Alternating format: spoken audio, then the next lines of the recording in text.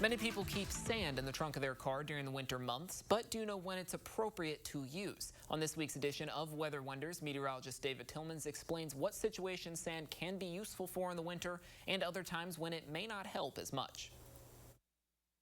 You may have been advised before to keep sand in your trunk during the winter in case of an emergency. It is rather cheap, easy to access, and it won't cause your vehicle to corrode or rust like salt could. However, it may not be as useful in the snow as you may think.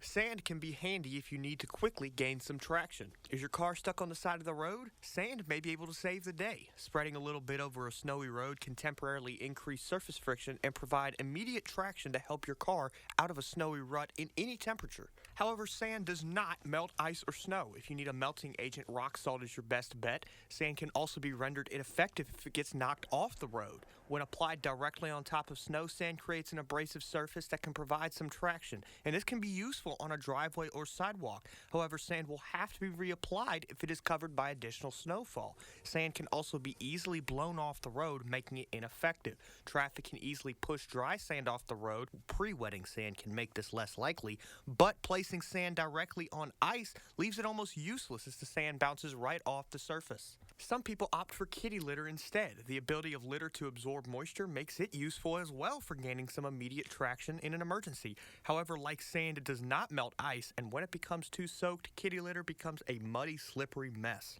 Litter should not be used in a sidewalk or driveway as it can actually increase the risk of falling. Chemicals in the litter can also be harmful to the environment, and litter could block sewer drains or even dry out the soil.